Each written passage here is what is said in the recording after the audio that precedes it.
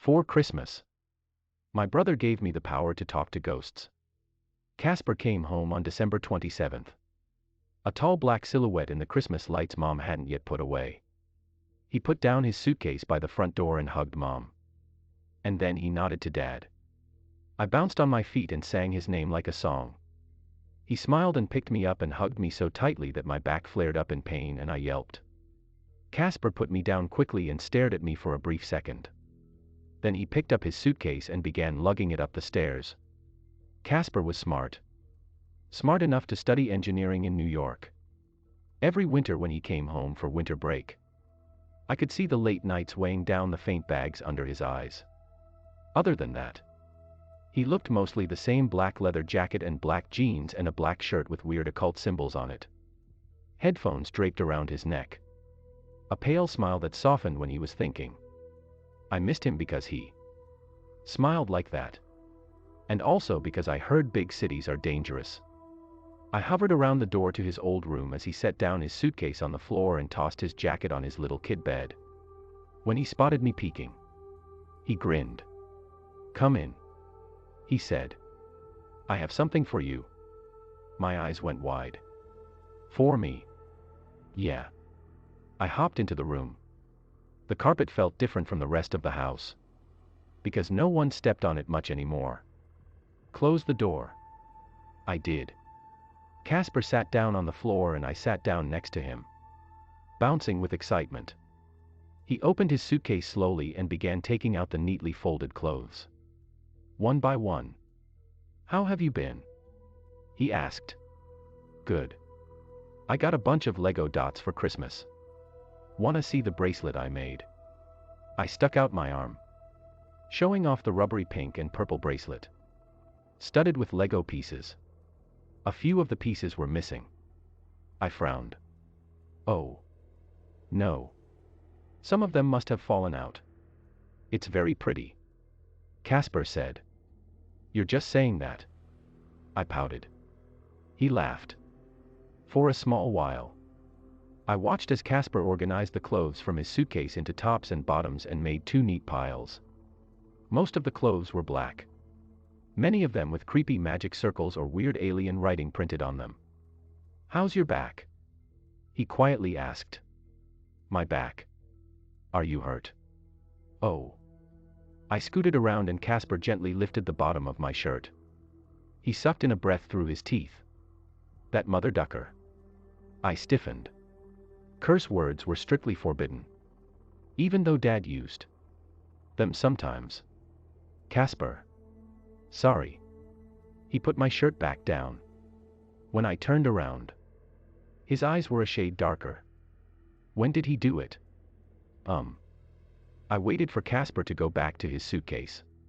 But he kept looking at me, expectantly. "Christmas evening," I finally said. "He had a lot of beer and got into an argument with Mom." Casper bit his lip. "But he apologized," I said quickly. "Dad's gotten better about that. Apologizing." He took me to Ben and Jerry's and got me a double scoop. Casper looked like that didn't make him feel any better. Sometimes, when the softness of his smile wasn't there, I started to see why my friend said he looked scary. In the end, he just sighed lightly and picked up the piles of clothes. "I'm sorry," he said. "This isn't your fault." He opened his dresser and tucked his clothes into it. When he walked back over and sat down on the carpet, his smile had returned. "Let me tell you a story." "A story?" He nodded. With his long arm he reached up the wall beside us and flicked off the light switch. The winter evening had quickly turned dark and the only light now was from the strings of Christmas lights outside, blinking and casting ghostly shadows on the wall that twisted and jumped like puppets. "It's a spooky story," Casper said in a hushed tone. "Something I discovered while perusing the dark and dusty reaches of the libraries at my university." A tickling chill went down my spine. That feeling you get when the camp counselor tells scary stories around the campfire that make you giggle with excitement. Casper reached into his suitcase and pulled out a large rectangle, wrapped in white cloth. He gently set it on the carpet and began to unwrap it. "This is a late Christmas gift from me," he said, like he was telling me a great secret. The white cloth fell away, revealing a wooden board engraved with letters and numbers, suns and moons, and words like yes, no, and goodbye. "This is a talking spirit board," Casper said. "Some people call it a Ouija board. It lets people talk to spirits. A second layer of reality. Spirits. Like ghosts." "Yeah." Casper reached back into his suitcase and pulled out a heart-shaped wooden thing with a hole in the middle and tiny wheels. He placed it on the board. "Now," he said, "most people, even with the help of a talking spirit board, can't get more than a few words out of a spirit. They are distant beings. You see. And human minds are too cluttered with skepticism and disbelief." I nodded, eyes wide. "But here's something interesting I found. Lily. Our dad's side of the family is long descended from the witches of Nottingham. A twisting and turning bloodline that was blessed or perhaps cursed with a powerful connection to the supernatural. People who could do scientifically inexplicable things. Like foretelling the future. Or changing the weather. Things like talking to ghosts." "Precisely." My heart beat quickly. Casper slid the talking spirit board between us, put his hands together, and placed the tips of his fingers on the wooden heart. "People descended from the witches of Nottingham, with the right kind of practice, can open up their eyes to the supernatural." Casper looked at me expectantly. The pale shadows on his face flickered. I swallowed. "Have you talked to ghosts?" "No," he said, smiling sadly. "My mind is too full of thoughts about electricity and gravity. It seems. But with the board, and with your help, maybe I could hear the spirits, too." With lightly trembling hands, I placed my fingers on the wooden heart. "Ask a question to the spirits," Casper whispered. I swallowed again. Nodded. "Dear spirits," I squeaked. "Can you hear us right now?" The wooden heart trembled. Slowly. The wheels glided toward the engraved yes. "Are you doing this?" I breathed. Casper smiled and shook his head. "You're a natural, Lily." Every evening from then on, I scampered into Casper's room as soon as it got dark and laid the talking spirit board on the floor between us. "Hello, spirits," I chanted. "Are any of you here tonight?" The wooden heart, the planchette, Casper called it, moved under our fingertips. "Yes." My heartbeat picked up, even as I got used to the ghostly workings of the board. The thought of speaking with the supernatural gave me those tickling chills. "What's your name?" I asked. "Lanara. "Hi. Lenara. What brings you to my house tonight?" "Warm. I smiled and nodded. Like Lenara was sitting close by. "It's pretty cold outside, isn't it?" "Yes." I glanced at Casper. "You ask a question." Casper quietly cleared his throat. "How did you die?" The planchette trembled. For a moment. It almost seemed to hesitate, then it slid over to goodbye. Casper chuckled. "I don't think Lenara likes me." "You asked her a rude question." "It's not rude to wonder about death, is it?" "I would think so." Lenara came back on some days. Sometimes it was Hilly, Geb, Ruby, Laika. The list of spirits who came through on the board grew. They all answered me, even eagerly, telling me about their wispy memories that sounded like faraway dreams. Whenever Casper tried to ask a question, though, the spirits quickly stopped talking. "They don't like scientists," I told him smugly. "I can feel it." Casper laughed. "Very fair. I wish the spirits would stay around longer," I said, wrapping the board back up in the white cloth and picking up the planchette. "They always leave so soon. I could talk all night with them." Casper's eyes glinted. you know. The connection to the other world grows deeper with more people using the board. Really? Casper nodded. I picked up the board in my arms and stood there for a second, mulling over his words. Is your back better? Casper asked. My what? Nothing. The next evening, after dinner and after nightfall, I was excitedly taking the talking spirit board downstairs to the dining table when my nose picked up the familiar scent of whiskey. Something made a loud crash in the darkened kitchen.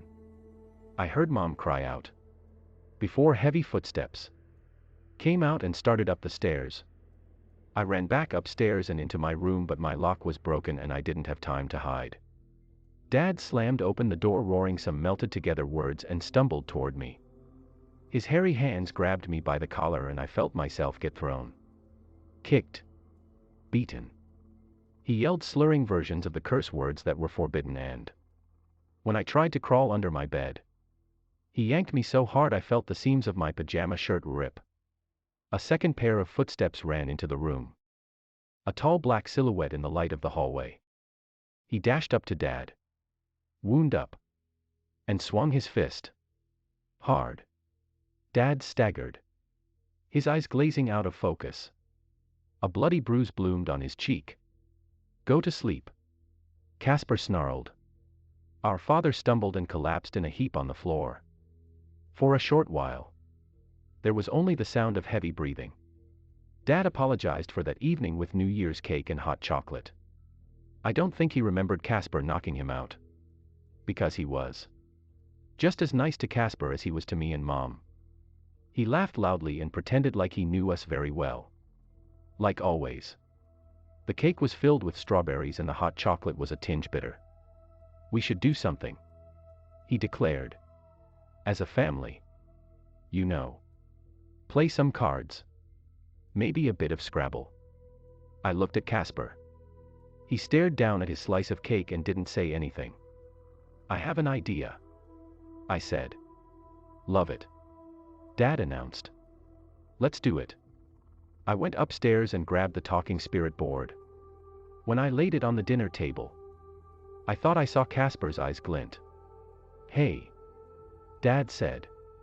This is one of those creepy cult things, isn't it? Ouija board. Or something. Where'd you get it? This is a talking spirit board, I said. Casper gave it to me. It lets us reach beyond the veil and talk to spirits of the dead. Mom frowned and leaned in to get a better look. Casper excused himself to go to the bathroom. Casper and I have tried using it, but our connection to the spirit's realm is too thin. With 4 people using the board, I think we could speak back and forth more freely. Dad burst out laughing. Mom scowled at him, though I could see she didn't believe me either. It didn't matter. I knew the spirit board worked. I placed the planchette on the board and put my fingertips on it. Try it. I'll show you that it's real. Mom hesitantly put her hands on the planchette. After his laughing fit, Dad did too. Casper came back down the stairs, walked around the dining table, and placed his hands on the last bit of the planchette. He glanced at me and smiled. Show them, little witch. I took a deep breath and asked my first question. Spirits of the other world, are there any of you here tonight? For a moment, nothing seemed to happen. Then, just as Dad opened his mouth to say something, the little wooden heart slid over to point to yes. Dad closed his mouth. Mom looked at me, probably thinking I was pushing the planchette myself. What is your name? The planchette trembled, then pointed to one letter. Then the next. Then the next. I do not have one. This is ridiculous. Dad snickered. Lily. Or Casper. You're pushing the. At that moment, all the lights in the house went out, plunging us into darkness. My heartbeat tripped. Dad instantly fell silent. The lights came back on. Dad stared down at the board. So did Mom. I swallowed. My mouth felt dry. I squeaked. Is there something you want me to call you? Then, after a moment's hesitation, the planchette began to move again. You are Lily. Why, yeah. I'm Lily. You can call me Big Sister. Everyone seemed to freeze. Right then, I glanced up. Mom looked pale as a ghost. Dad's eyes were wide. Then, slowly, his expression morphed to anger. You kids, he growled, raising his hands. You bastards. The lights blinked out again, then came back on. Mom yelped as the planchette jerked back into motion. Listen to me.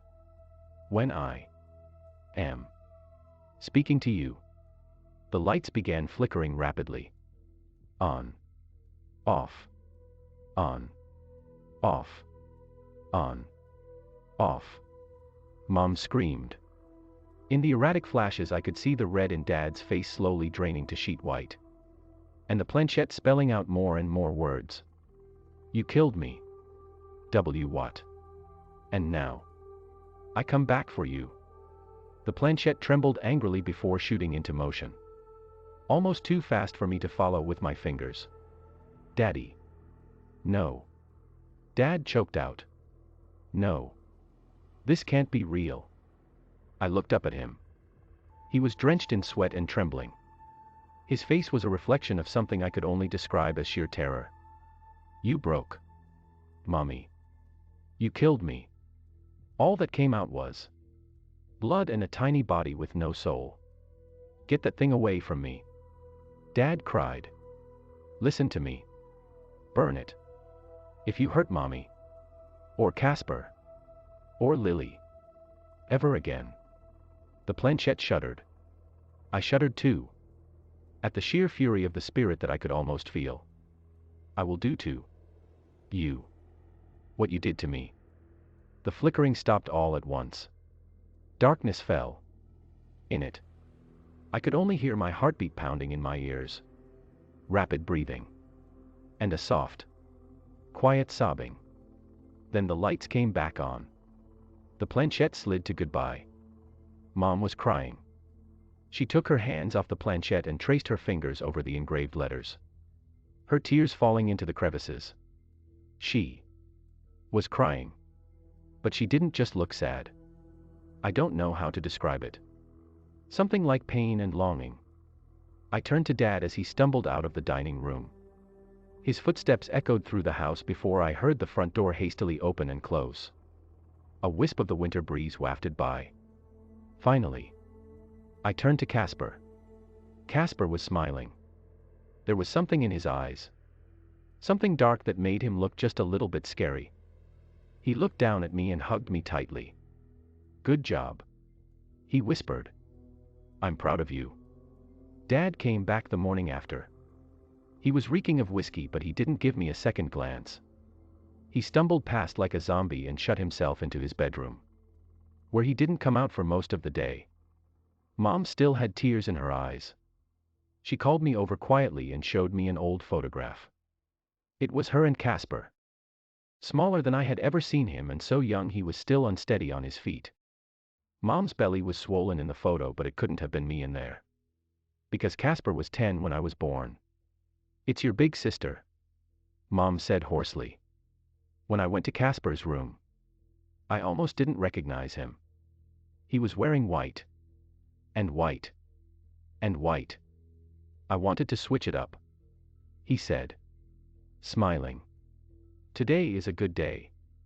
Half a year went by before I found the gadget in Casper's desk drawer. It was a small bundle of wires and green plastic things, with a rubbery button that could easily be pressed between the knees or under a foot. A tiny green light signaled that, even after all this time, the batteries hadn't drained. By that time, I already knew I wasn't really a witch.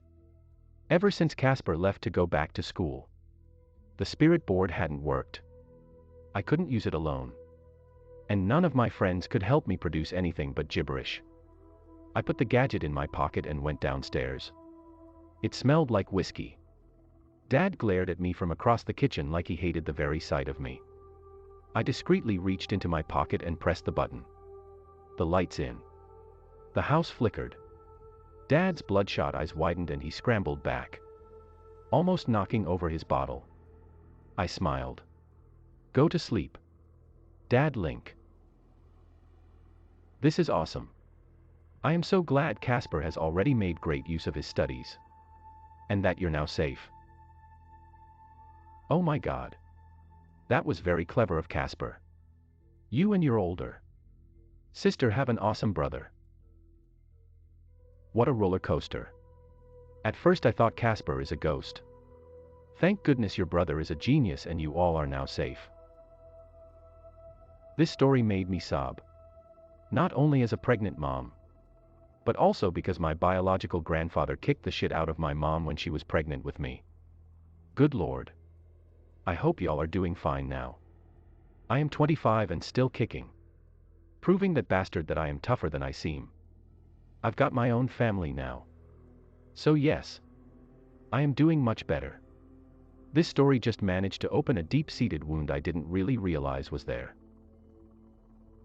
Good for you. This is the best. I am so glad she has a way to protect herself now.